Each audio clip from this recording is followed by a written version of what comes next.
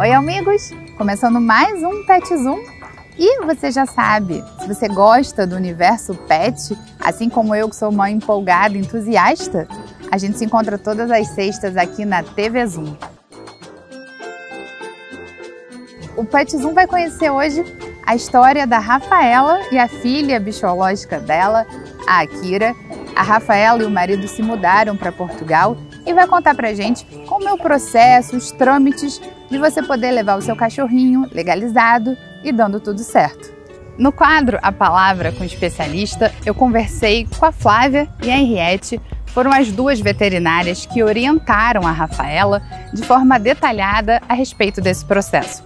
Então, se você for viajar ou, claro, mudar de país, saiba que aqui você vai ter muita informação a respeito desse tema. Lola, Lola, senta. Lolinha, Lolinha, senta. Olá, Lolinha, senta, senta, senta, senta. Muito bem, dá patinha, dá patinha. Dá pra... Bom, gente, vocês sabem que a maioria dos pets, eles ficam estressados quando entram na caixa de transporte, mesmo que em viagens curtas. Então, você que vai fazer uma viagem longa, é fundamental o trabalho de um adestrador. E claro, já que eu não consegui fazer nem a Lola sentar para mostrar para vocês esse bloco, já estou fazendo com ela sentada, mas vocês vão ver que o Renan, ele leva muito jeito com cães e ele fez ela sentar na nossa entrevista em poucos minutos.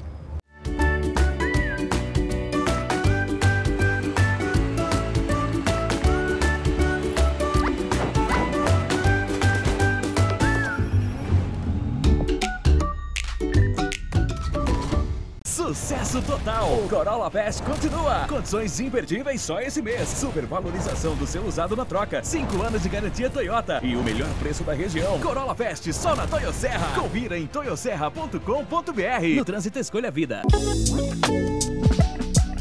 O Poavre Gourmet tem uma gastronomia saudável e de qualidade. Oferece buffet self-service a quilo e prato executivo. Todo o cardápio é supervisionado por nutricionistas com mais de 20 anos de experiência no mercado. Para você que busca saúde e bem-estar, o Poavre é a melhor opção. Aceitamos todas as bandeiras de cartão de crédito e refeição. Poavre, Avenida Conselheiro Júlio Zarpe, no Espaço Arpe.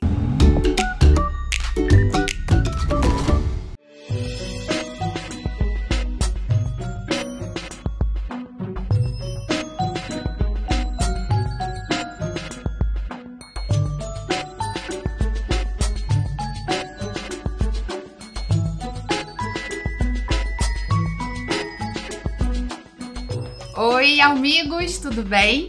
Pet Zoom hoje tá começando de uma maneira super especial. Eu e Lola, a gente vai bater um papo com a Rafaela, que tá morando em terras portuguesas. Oi, Rafaela, obrigada pela entrevista. Eu que agradeço. Quero conhecer, a gente quer saber sobre... Você sempre gostou, né, de pet. E você sempre teve pet durante a sua vida? Não, eu tive durante a infância e depois na fase adulta que eu tenho uns 3 anos que eu tive animal. Eu perdi 2 cachorrinhos logo cedo. Foi bem triste, foi uma experiência difícil, mas agora eu tô com a Akira. A Akira já tem 1 ano e meio e tá sendo uma alegria.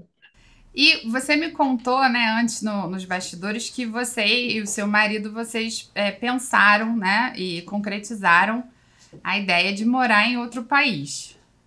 Como é que foi assim, quando vocês tomaram essa decisão, como é que vocês planejaram a ida também da Akira?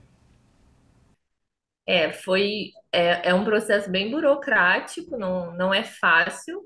Mas a partir do momento que a gente decidiu mesmo que a gente ia mudar, a primeira coisa que a gente foi pesquisar era como fazer para trazer ela com a gente. E a primeira coisa foi procurar um veterinário para ver se ela tinha condições mesmo de viajar, que a gente se preocupava muito, a gente escuta muitas histórias de avião e tal. Então foi uma preocupação muito grande. Aí eu busquei a Clínica Alquimia, no estacionamento ali do Cadima, a doutora Flávia. Ela tem bastante experiência, então ela ajudou bastante nesse processo com a documentação e a viagem da Akira. Então, o primeiro passo foi esse. A gente foi ao veterinário, buscou as informações, é, e seguiu o passo a passo que ela determinou. E também fizemos uma preparação com um adestrador para ela se acostumar na caixa de transporte, com o Renan, adestrador. Eu já segui ele nas redes sociais, já admirava muito o trabalho dele. Então eu logo entrei em contato com ele e ele fez um trabalho excelente com a Kira, que deixou a gente bem tranquilo na hora de viajar com ela. E quanto tempo, assim, a partir do momento que você entrou em contato com a doutora Flávia, a orientação dela no sentido foi de é uma papelada, é um documento que você precisa entrar em contato com o consulado ou com o aeroporto? Conta assim um pouco Então, mais o pra processo gente. é demorado. Então, a partir do momento que você decide que você vai mudar e que você quer levar ou fazer uma viagem, quer levar o seu pet, você tem que ter uma antecedência. O processo demora em torno de 4 meses, no mínimo, porque o primeiro passo é você implantar um microchip. Alguns animais já têm o chip, mas tem que verificar se o padrão é o padrão que eles aceitam. Você encontra facilmente essas informações na internet. E o veterinário normalmente tem todas essas informações também. Então, faz a implantação do microchip e precisa vacinar contra a raiva após a implantação. Não serve a vacina do posto de saúde. Tem que ser uma vacina que precisa rastrear o lote, é diferente. Então, você precisa vacinar depois da implantação do microchip. Uma Uma vacina assim, vacina controlada, né? De antirrábica mais controlada do lote para atender os isso. padrões. Aí, depois da vacinação, você tem que aguardar 30 dias para colher o sangue do animal e fazer a sorologia, que é o exame que vai atestar que o animal não tem raiva. Então, essa sorologia, se não me engano, só tem 4 laboratórios no Brasil que fazem, não tem no Rio. Então, mas foi fácil, é um exame bem caro, gira em torno de R$ 1.500. E você colhe o sangue no seu veterinário mesmo, a gente fez com a doutora Flávia, e ela manda o material para o laboratório, e tem um prazo de 90 dias para o exame ficar pronto.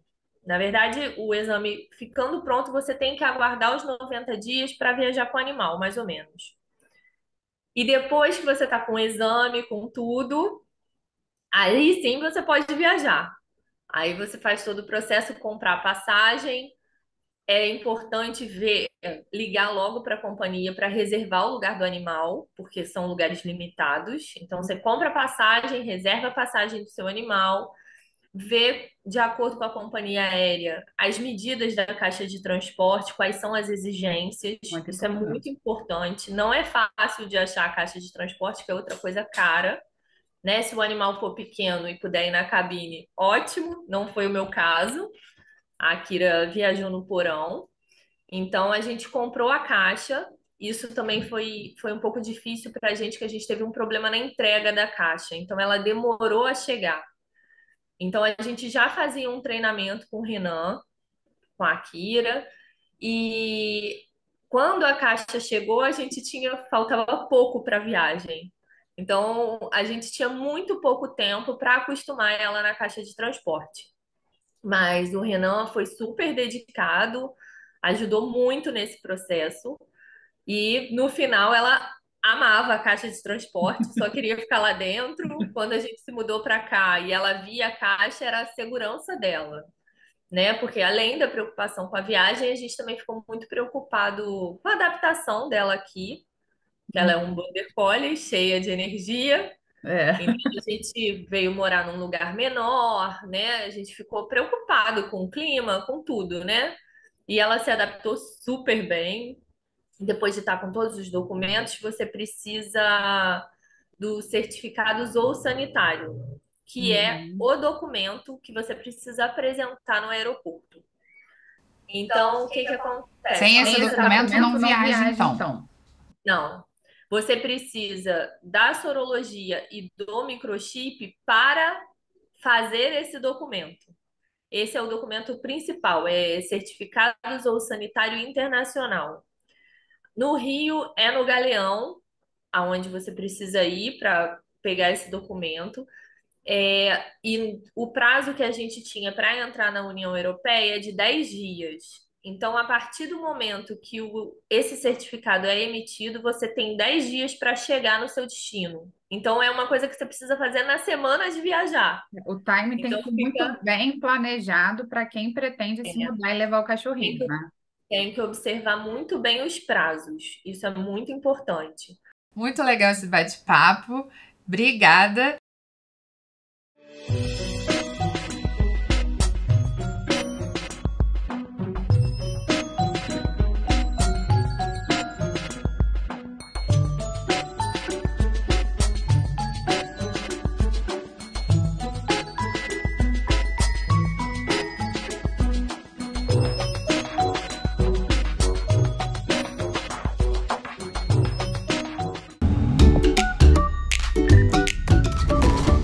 Um novo hospital, bem maior e mais moderno, está nascendo.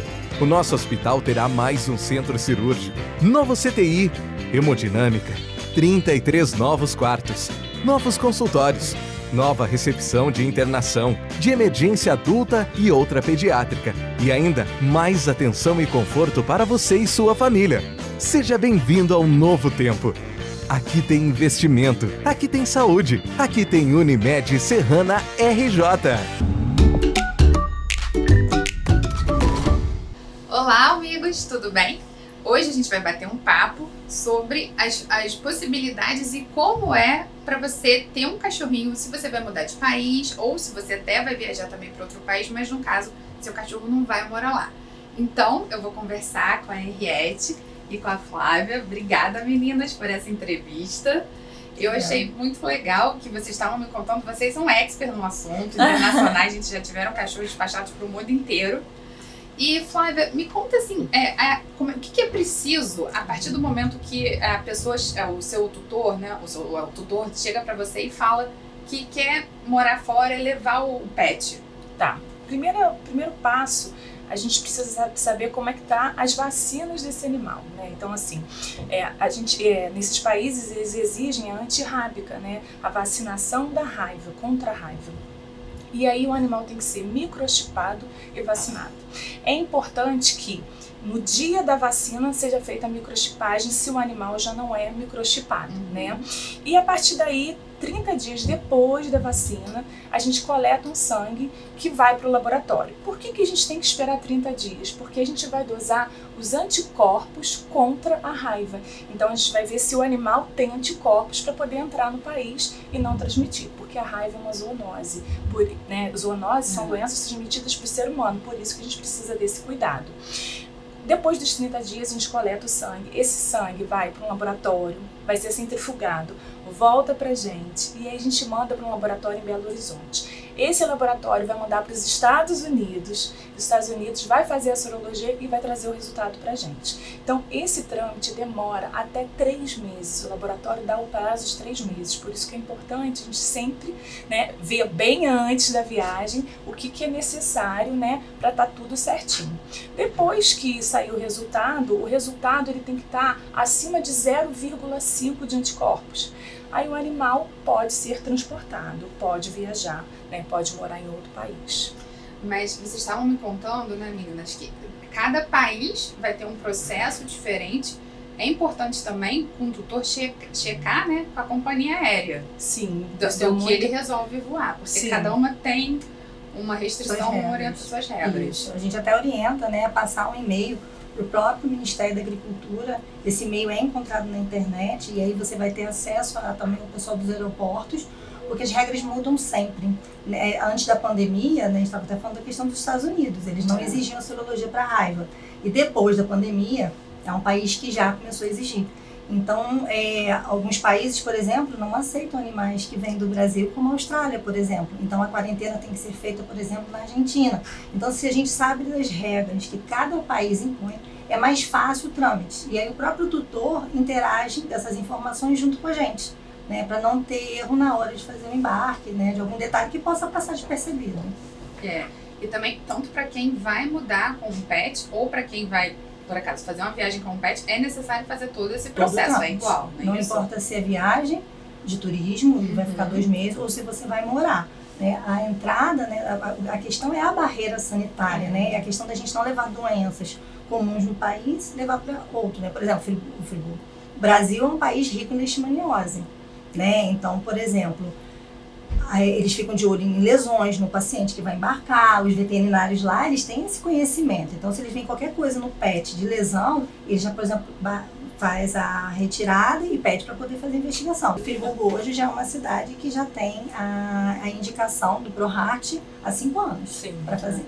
Agora, vocês mencionaram que é importante ter a antirrábica tomar prestes a fazer, né, a fazer a microchipagem, mas no caso das outras vacinas, né, porque no Brasil só a vacina da raiva que é obrigatória, não é isso? Sim, mas nos outros países também, eles não exigem a múltipla, né, que seria a vacina contra a sinomose, parvovirose, a leptospirose, eles não exigem. A exigência é antirrábica por causa da zoonose, porque é uma doença que é transmitida para o ser humano. Né? Agora é importante também falar o seguinte, que a partir do resultado do exame, né, o veterinário que fez o exame, ele também tem que dar um atestado de que esse animal está apto à viagem também. Né? Então, fora isso, no atestado vem dizendo, né, que o animal está apto à viagem, que foi examinado, que ele tomou remédio de verme, que tomou remédio para ectoparasitas, pulga, carrapato. Então, tudo isso é assinado pelo veterinário que libera aqui. Entendi. Né? Então, mesmo que, apesar dessas outras vacinas que a gente faz aqui, né, no país, também tem que ter todas essas vacinas, mesmo que não sejam obrigatórias exigidas para o país que eles, de origem, né, o país de destino que eles estão indo, não é isso? Pela saúde do paciente, né? Por exemplo, quando você for do ProHeart, até 5 anos atrás a gente não sabia que tinha verme do coração em Friburgo. E foi feito um trabalho aqui onde 25 cães Ilumiar foram testados, 9 estavam com girafilária. E eram animais que não tinham sintomas. É a questão do mato, a questão do mosquito, né? É um mosquito. E aí, eu falo muito, com a estrada Serra Mar, a gente aumentou o fluxo de animais que foram para a praia. Então, uma doença que era da praia acabou vindo para a serra. E Friburgo é uma cidade que hoje tem muito essa facilidade de chegar no litoral. Sim. E aí foi a cidade talvez mais atingida, né? Então, há 5 anos que a gente fala de verme do coração aqui, não foi à toa. Foi baseado num trabalho que nos foi enviado, né? Então, é que você vai para um país, se puder ir com ProHeart, melhor. Se puder ir vacinado para gripe canina, melhor. Menos chance do paciente ficar doente. Com certeza, já vai todo certinho, todo no esquema para evitar ter esse tipo de problema lá fora. Outra língua, outros costumes, vai ser mais difícil de descobrir. E em relação também aos cães, os cães, porque tem os pets e tem cães, pets em geral também, né? Que são de serviço, né? Eles também se aplicam a essas regras do processo, só que eles estão permitidos a viajar na cabine principal, não é isso? Sim, porque a gente tem os cães de apoio emocional. Né? Então, esses, né, lógico que isso tudo é um trâmite pela justiça, né, que tem que ser feito, tem que ter um laudo de um psiquiatra. Né? A gente teve até um exemplo de um cliente nosso que a esposa dele precisava que o cachorro fosse com ela, pelo apoio emocional, e ela conseguiu, na justiça, levar, porque, na verdade, o cachorro era mais pesado do que ele poderia, então teria que ir na carga, né? Ele tinha mais de 8 quilos, tinha 12. A gente tentou emagrecer, mas a gente não conseguiu, porque também é o porte do animal, a gente tem que considerar isso, né? Também tem o limite dele. Exatamente, e ele conseguiu. Né? Então, assim, existem esses apoios, né, emocionais, esses animais de apoio emocional. A gente trabalha, né, com essa questão há mais de 17 anos. Então, a gente viu que muita coisa desburocratizou, então melhorou para os pets, né? Hoje a justiça consegue ver o pet como um filho, e não era assim, ele era tido como um objeto, né? Então, a gente viu essa mudança ao longo dos anos, e a mudança até das companhias aéreas, né? Até pelo próprio grito da população, que não aceitava as injustiças quando o pet morria durante um voo. Claro. E havia todo um descaso, às vezes, da companhia aérea. E hoje não, é um filho, né? Então, a gente, graças a Deus, vê uma mudança muito favorável para os donos de pet. Tá joia, meninas? Muito obrigada pela entrevista. E você que está acompanhando, você já sabe, aqui no nosso quadro, A Palavra do Especialista, vamos sempre trazer para vocês informações sobre cada especialidade da medicina veterinária.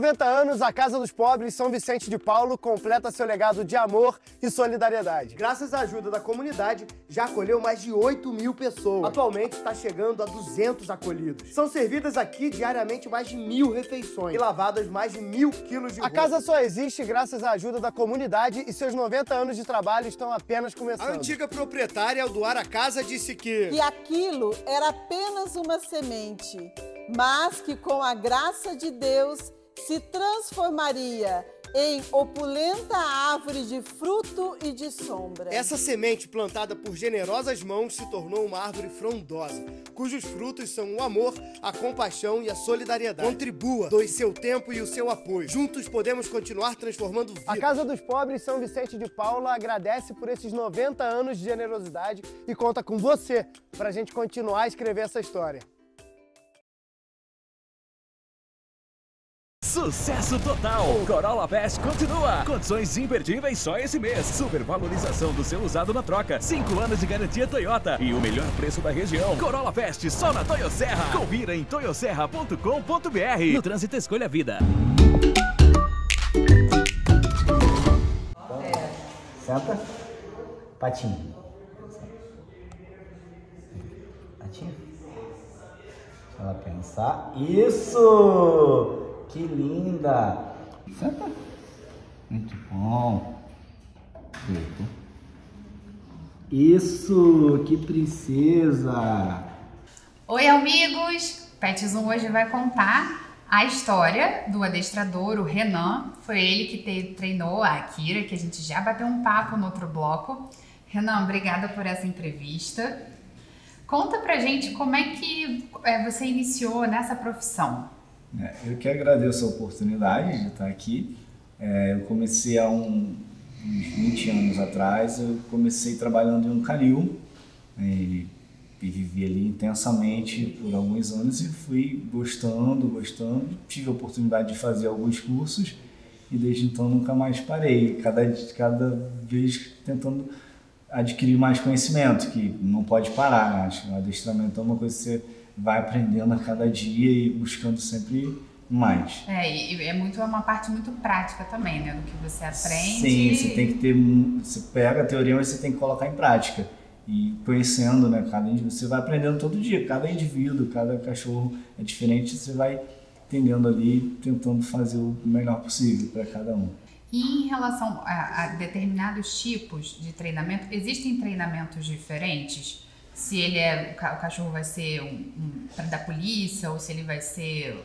Sim, com certeza. Existem treinos específicos e tem raças que têm uma facilidade maior para exercer aquela função, né? Normalmente, cão de polícia ele vai trabalhar para faro ou vai trabalhar para proteção, né?